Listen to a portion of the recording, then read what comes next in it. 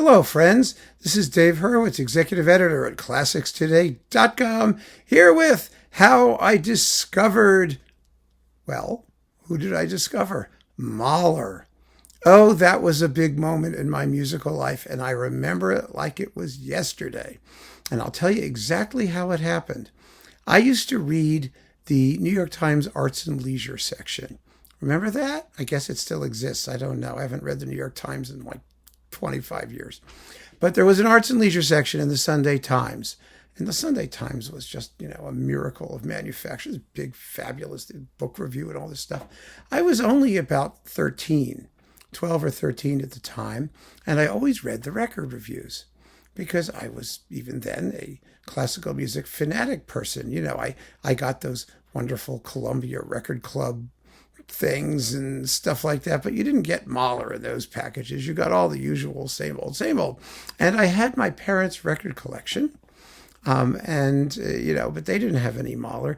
Interestingly enough, I found out later, and this was only much later, my grandparents who went to the Arthur Murray Dance Studio and won all kinds of trophies doing like bossa nova competitions, had the strangest record collection you've ever seen in your life.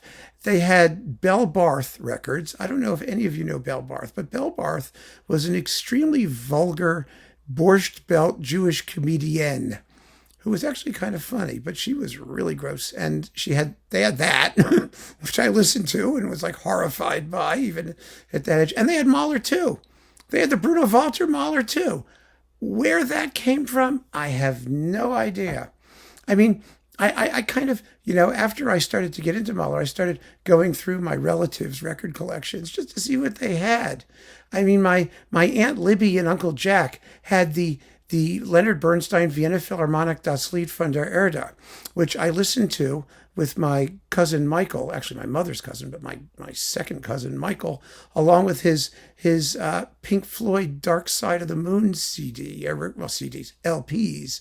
We were listening to Pink Floyd, and we were listening to Das Lied von der Erde.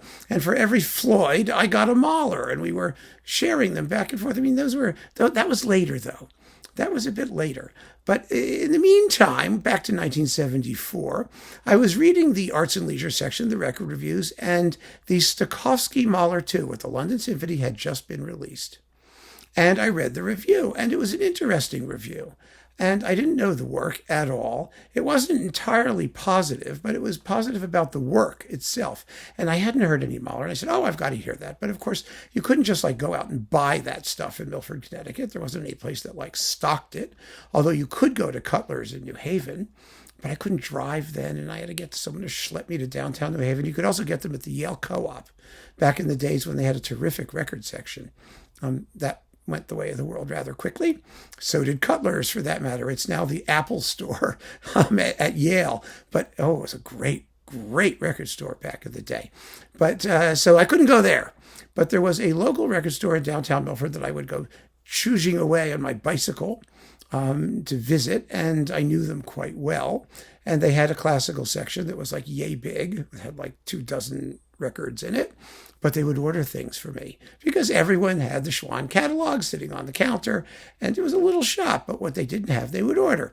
So I ran down there and I asked them to order me the Stokowski Mahler 2, which they promptly did, and I got it, and I went home immediately, put the thing on, and oh my life changed forever. It just blew me away. First of all, it made a lot of noise, which encouraged my parents to tell me to turn it down. So I knew I was on the right track. And second of all, that conclusion, that finale, oh my God, that finale. And sounds that I'd never heard before. I mean, really, the climax of the first movement, right? Where the strings are all doing that mit dem Bogen geschlagen thing, struck with the bow.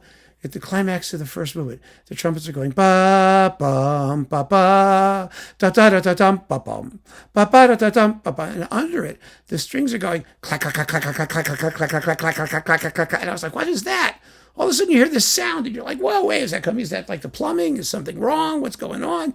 No, it's what Mahler wrote. It's really, really amazing. Of course, this was Stokowski, so he emphasized that rather vividly. But he also, like eliminated half of the tam-tam part and rewrote things, and he did strange things. He did strange things, but the piece still blew me away, especially at the end, because Stokowski was always good for a climax.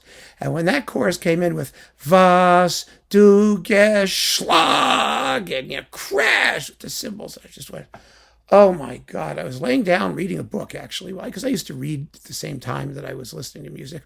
And I could tell it was a great piece of music if it distracted me, or if I was still reading by the time it was over. Well, this book was put down way, way before the symphony ended.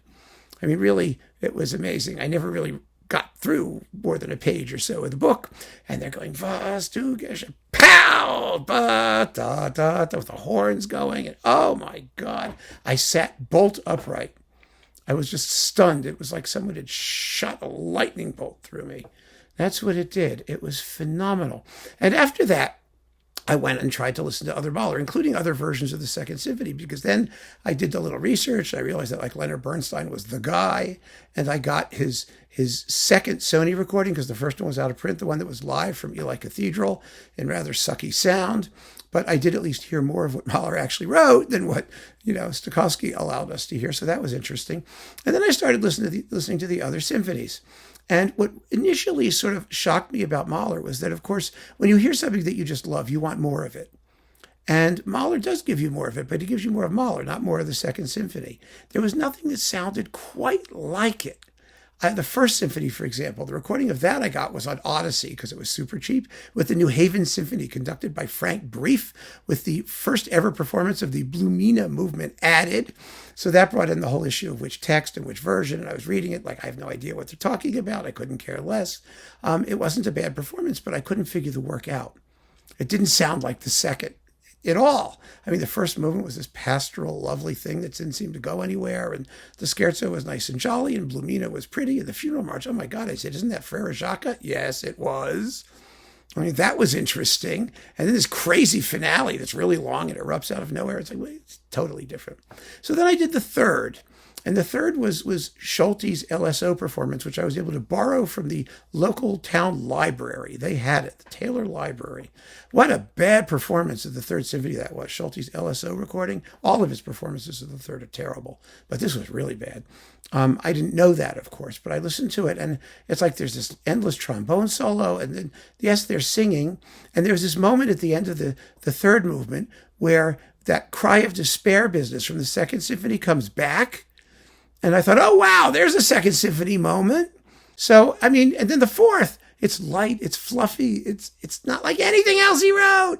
So it took me a long time to understand what it was that made Mahler Mahler. But that Second Symphony just totally blew me away. And I eventually got the rest of it down pat, and wrote a book about it. So there you go. Anyway, that was how I discovered Mahler back in 1974. I think it was 74, 75, somewhere in there. I was like 13, 14 years old. What a moment. Oh, my. So keep on listening, friends. Tell me how you discovered Mahler. Take care.